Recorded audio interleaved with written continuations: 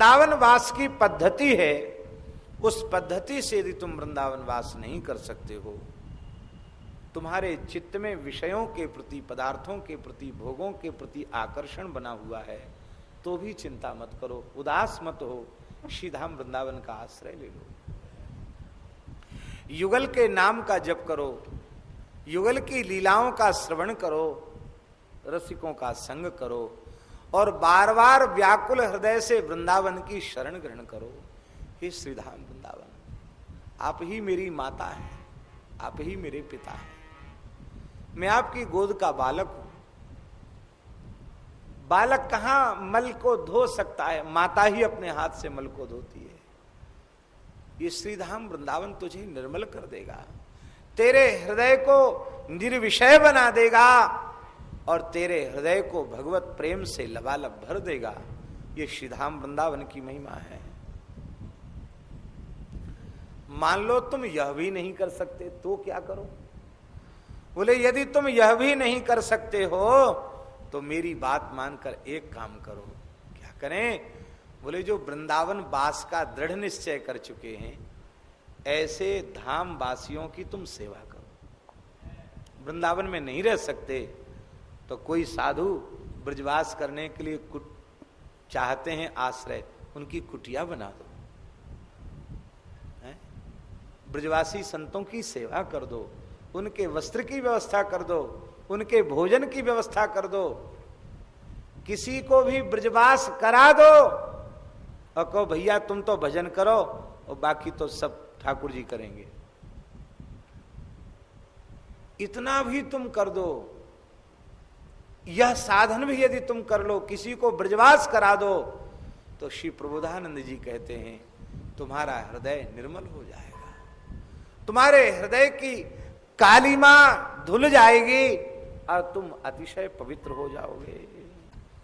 नारायण, तो इसलिए आप स्वयं ब्रजवास न कर सकते हो और यदि भगवान ने आपको सामर्थ्य दी है तो आप सामर्थ्यहीन भावुक लोग जो ब्रजवास करना चाहते हैं उनको ब्रजवास कराइए। महाराज जी हम आपसे सत्य कहते हैं, अभी सैकड़ों ऐसे ब्राह्मण ऐसे हैं बेचारे विपन्न दरिद्र जो वृंदावन में पढ़ने आए थे, अब वृंदावन का रस लग गया, चिपक गए वृंदावन से, वृंदावन में आकर्षण है, बड़ा चुंबक है, वो कहते अब घर नहीं जाएंगे, यहीं पड़े रहेंगे।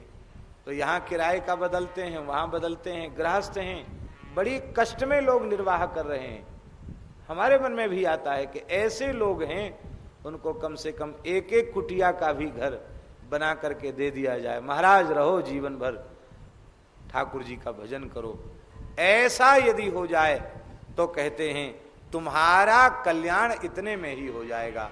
यदि तुम किसी को ब्रजवास कराकर उनके भोजन वस्त्र की व्यवस्था करके उन्हें भजन की सुविधा प्रदान करते हो तो उतने से तुम्हारा कल्याण हो जाएगा। जो भाग्यशाली वस्त्र, अन्न और निवास का स्थान देकर किसी को तीर्थ में वास कराता है, श्री वृंदावन वास कराता है, वह वृंदावन वास करने वाले से भी करोड़ों गुना अधिक पुण्य का भाजन बनता है। फिर से सुने इस वाक्य को, धाम के प्रति अनुराग रखने वालों को कुटिया देकर, अन्न वस्त्र देकर जो बसाता है धाम में कि भैया अब तुम यहीं रह करके भजन करो, उस व्यक्ति को धाम में वास करने से भी करोड़ों गुना फल अधिक प्राप्त होता है। क्यों? धाम वास कराने से करोड़ों गुना फल क्यों प्राप्त होता है? बोले इसलिए प्राप्त होता है क्योंकि धाम में वास करने वाला स्वयं तरता है और धाम में बसाने वाला वो स्वयं तो तर जाता है और जिसको बसाता है उसको भी तार देता है। इसलिए स्वयं बसना अच्छा है, लेकिन स्वयं बसने के साथ साथ दूसरे को बसाना और अधिक अच्छा है। तो वृंदावन में रहना और वृंदावन में दूसरे को वास कराना, कहते श्रेष्ठ प्रेमानंद रसरूप जो श्री वृंदावन है, उसमें जो दूसरे को वास कराता है वो वृषभानुनंदनी श्री राधा रानी की निष्काम रति को सहज प्राप्त कर लेता है, निष्काम प्रेम को, राधा रानी के निष्काम प्रेम को प्राप्त कर लेता है। ये बात श्री प्रबोधानंद पाद सरस्वती जी कह रहे हैं।